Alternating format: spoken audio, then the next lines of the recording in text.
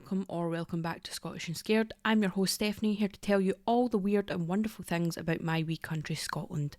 If you would like to get in touch with us, you can send us an email at scottishandscared@gmail.com, follow us on Instagram at scottishandscaredpod, or head over to our website scottishandscared.com for all of our links and anything else that you may need. If you wouldn't mind, please rate, review and comment wherever you may be listening. It does help us out a lot. Now, on to the show. Hello, hiya, how are we all doing? Happy New Year everyone. I hope you've had a wee break over the holidays and everything is going as smooth as possible for you at the start of the year. I don't do the whole New Year thing, new me, resolutions, all that jazz. I kind of just go with the flow most of the time. Life is hard enough without setting expectations and boundaries, but sometimes I know that can be helpful for some people. I tend to think that the new year kind of starts in the springtime. I don't know why, I've always felt like that. When you see like the new plants coming out and you see the wee baby animals running around, that kind of feels to me like, okay, something new is starting here. So I like to just use the start of the year to just get myself on my feet, get myself set up for the year ahead. And yeah, I just hope that everyone's had a nice time and a wee break from work and all that goings on. And yeah, I hope that everything is good with you folks. Before we start, I would like to mention that I will be at HorrorCon Scotland here in Glasgow on April 11th. I will have a table, so if you are into horror in any way, shape or form, I recommend grabbing a ticket and coming down. There's loads on throughout the day, shows, panels, competitions, and of course, all the lovely traders. There's t-shirts, merch, prints, baked goods, the whole shebang, and they're all amazing. So yes, if you do get a ticket, let me know, and I look forward to seeing some familiar faces and some new faces as well. I will also be giving out some free goodie bags with a mixture of goodies, some podcast merch that we are working on right now, and some other nice wee things that'll, maybe hopefully put a smile on your face. So yeah, really looking forward to that, and I thought I should just mention it. Show related, I would like to reach out and ask if anyone has any information about Buckingham House. It is a very famous kind of property, cottage here, right next to Loch Ness in Scotland. And I've been working on that for a wee while now. I have so much conflicting information that I don't really know what direction to take it in. There are so many different people that apparently owned this place, that apparently bought it and rented it and this and that. And they're all conflicting. They're at the same time as another person and this and this. And I ask because there are so many sources out there saying that someone unfortunately took their life in this property a long time ago. And everywhere I look, I find information about this person, but the only place I don't find this information is on Buckingham House's actual website. They have a history section that tells you about the history of the place and who owned it. I can understand why maybe they wouldn't want to have that in there, but to me, I would just like to have the full scope of the place and the history and who owned it, etc, etc. So yeah, if you have any information about it, or you know any stories about it or anything like that, get in touch with me and let me know, just so I can kind of clear it up. If not, that's fine. I will kind of just give you, when I do the episode, I will just give you a full rundown of everything that I found and who's lived there, etc. Yeah, sorry if that was a bit boring, but I am a stickler for accuracy. I don't like it when I see loads of different conflicting information about something. It kind of sends my brain into a tizzy. So yes, that is all I have for you in terms of updates, and I think we should just get into the episode, shall we? So today we are back in Edinburgh for another ghost story, and as there seems to be no shortage in sight for our capital city, we continue, and I absolutely love it. Today we, as like I said, we are in Edinburgh, but we are in the West End at Buckingham Terrace. I'm not going to specify numbers of buildings because people still live there and that's just a wee bit weird. But interestingly, this area is a stone throw from Learmonth Gardens, which we talked about like 2 episodes ago. Yeah, it's literally just a stone's throw across the street, so interesting. During the 1860s, planning permission had been granted to build residential properties on this plot of land that is now known as Buckingham Terrace. There are a lot of properties in this area, but the one I'm speaking of the ones that I am speaking of were originally designed by architect Alexander W. Macnaughton, who was a very well-known architect in Edinburgh at that time. Now, there were some issues during construction in which McNaughton decided that he wanted to change some of the plans, which would have completely changed the design of the street and the street layout, and this kind of led to some of the building numbers not being recognised at all, and others were just not built. So once construction was completed, most of the properties were rented out as apartments or flats to families and couples.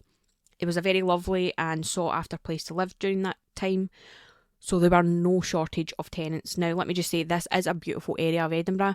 Again, it's in the West End. It's mostly Victorian type tenement builds, which are just stunning anyway. And the area is just really pretty. There's loads of greenery and stuff like that. Amongst those tenants was the Gordon family. They had decided to rent out the second story of one of these properties. It was their dream home. They loved the layout, the area, so it was exactly what they wanted at that time. The ground and the first floor between them had been rented out as chambers and office space for the most part, and the floor above them was an empty attic apartment, and they were told it was used for storage and stuff like that, but it was completely unoccupied. Everything looked great, and they happily moved in. They spent their first week settling in. They kind of got themselves acquainted with the area and the people, and they were very happy. But as the week went on, Miss Gordon was awoken one night to loud banging and thumping in the room above them.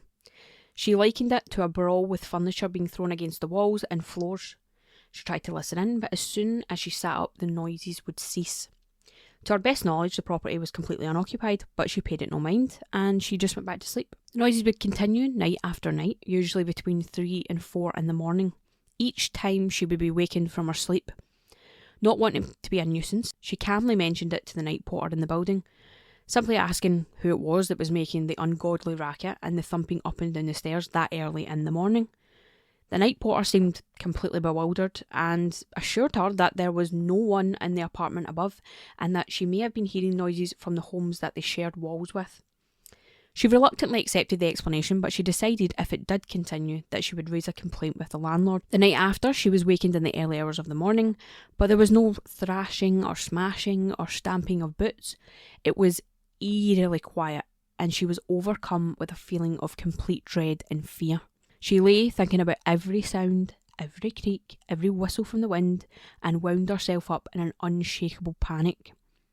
The house and vibe had completely changed. She could not shake the feeling of a sinister and dark presence within the room. All she wanted to do was wake someone else in the house, to pull herself off this ledge. She decided that that's exactly what she was going to do, and she slowly and carefully pulled back the sheets and began her journey into the darkness. All the while, her mind was conjuring dark shapes and ghostly claws grabbing at her feet. Once she finally pulled herself out from the safety of her bed, she shot across the room, slamming into the wall, and it is at this point she felt that heavy, dark presence within the room intensify. She swears as she was frozen against the wall, she felt the presence cross the room and shift past her into the hallway, where she heard the stumbling and clambering of footsteps up the stairs to the property above. The fumbling and stomping began again, above her. Oddly, she said it sounded as though someone had their feet tied together and was jumping around the floor. She listened to the noise with a small sense of comfort that it was above her and not in the room with her, but time went on, and for almost half an hour, the racket continued until it completely ceased, as though nothing had happened. The next morning, she nervously awaited her daughter's attendance at breakfast, where she immediately asked them if they had heard anything from last night, to which they replied, not even a mouse.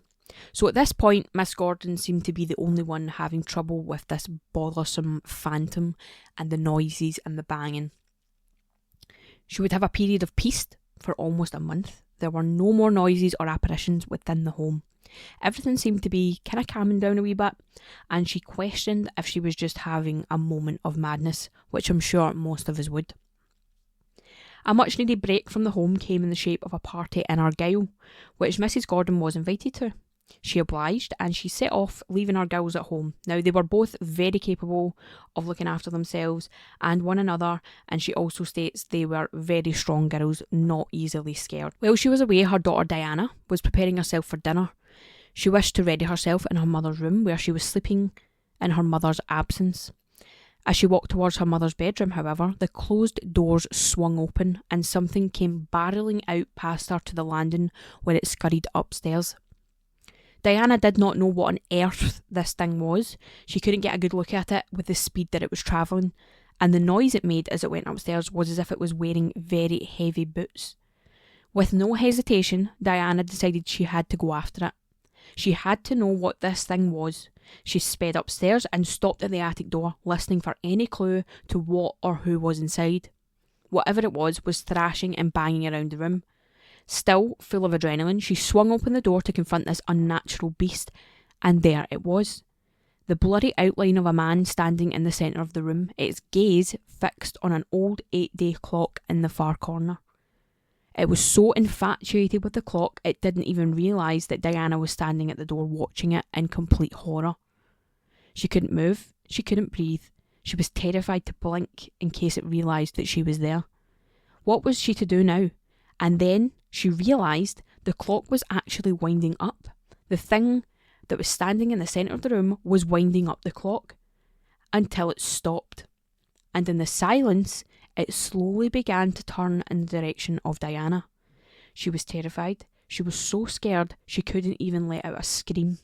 And just before their eyes met, a voice from downstairs calling for Diana interrupted and gave her the strength to run as fast as she could to the lower levels and to the safety of her home. She fell into the house, rushing to the dining room and throwing herself down on the sofa. Her sisters were obviously very confused and concerned about the state Diana seemed to be in. She explained exactly what had happened to her and what she had seen in the room above, and they collectively decided to stay together for the rest of the night, even sleeping in the same room. Nothing of note transpired for the remainder of Miss Gordon's absence, but the girls definitely filled her in when she got back from her trip. At a total loss for words, they just kind of tried to get back to normal. One evening the sun had gone down, the house was still, and Miss Gordon decided to retire to her bed. While she was in her room, she was putting on her bedclothes and trying to wind down for a well-needed night's rest. Just as she was making her way to the bed, the door to the room burst open and, to her complete horror, the shape of a man was standing in the doorway. The figure was so clear, she was able to describe its appearance in detail. The figure was short in stature, with broad shoulders and long gangly arms. He was wearing a pea jacket, blue serge trousers and jack boots. His head was big, round and brutal, and on top a tangled mess of yellow hair. His face, though, was not so clear, and had no defining facial features. It was all just a blur. But even though this thing showed no expression, she knew it was something nasty. Transfixed by the figure that stood before her, she could not move. But before she could even think about her next step, the figure bolted from the doorway and bundled up the stairs to the attic room above. Unlike her daughter, Miss Gordon did not wish to confront this eerie apparition, and decided that this was the last straw. The following day, after much discussion with her daughters, she thought it was best to terminate the tenancy and move on. They had only been there a year, but these encounters were starting to impact not only their sanity, but their sense of security in the home, and so they decided it was best to leave. As you can imagine, people began to talk, and the Gordons were very honest about the experiences they had endured, and so the narrative was spread that this house was haunted by something evil. Almost everyone in the surrounding area knew about this haunting, and of course, word would very quickly get back to the landlord, who was not very happy about it. I mean, would you want to live there after hearing that? Probably not. The landlord did threaten to take legal action against Miss Gordon if the story were perpetuated, but it was kind of already out there. There was nothing they could do. Still trying to wrap her head around everything that had happened, she did do a wee bit of digging on her own. She inquired with the landlord and people in the area if they knew of anyone who had lived at that property previously. Like maybe someone had died in the property, or it could have been something more sinister. The stories that she was actually told were kind of just like local gossip and speculation, but there was one story that she was told that really struck a nerve with her. Important to note that she could not verify this account in this story that I'm about to tell you, but it did seem the most likely to her, which you will see once you hear the story. Many of the local people had claimed that an older gentleman had lived there previously. Formerly a sea captain and at that time retired, he was known to like a bit of a bevy, specifically grog, which was a rum and water drink that was famous within the British Navy. He also never wore anything other than his sailing attire from his time at sea, so obviously his love for his time at sea never faltered. The people who had interactions with him said he was a very unpleasant man, always angry, mean, and obviously this wasn't helped by the drunkenness. I'm sure he was a very fine man when he wasn't drinking, etc. While he was renting the property, the attic property above was also occupied by a young couple who had recently had a new baby. As we all know, babies can be particularly noisy. They cry a lot because that's literally the only noise they can make to let us know that they need us. But this really frustrated and angered the sea captain. So much so that on several occasions he warned the mother of the child the noise down, and he also threatened her, claiming he would not be held responsible for his actions if the crying did not stop. As you would expect, the baby did continue to cry, and on one evening the sea captain just completely snapped. He could not stand the sound of this wee baby crying any longer. He bounced upstairs to find the baby alone, grabbed a knife from the kitchen table, and murdered the poor wee thing. The story goes that he actually decapitated the baby and he disposed of the remains in the antique clock that was in the corner of the room. He then returned to his own home and continued to drink until he passed out. The horrified mother came home and found the blood and the remains, and I assume that she contacted the police. He was arrested, charged with murder and committed to an institute for the criminally insane. During his time there, he was either plagued by guilt, which I think is unlikely, or he just lost his mind completely and he decided to end his own life by severing an artery in his leg. Now that is completely horrific if true. Like I said, this story cannot be confirmed. It's more of a local legend, but there were certain consistencies with that story that the Gordons had seen that made them believe this could have been the reason for this haunting. They all seen this figure which seemed to be wearing some type of nautical clothing, the bounding up and down the stairs, and of course seeing this figure in front of the grandfather clock in the attic, which links with the story. I have no idea where the Gordons are now or what they did after this event. I can't verify this story or the murder. I did try to find anything that would suggest it was true and I couldn't confirm it, but that doesn't mean it's not true. If it is a made up story, it is a very, very good one. Stories like these are everywhere.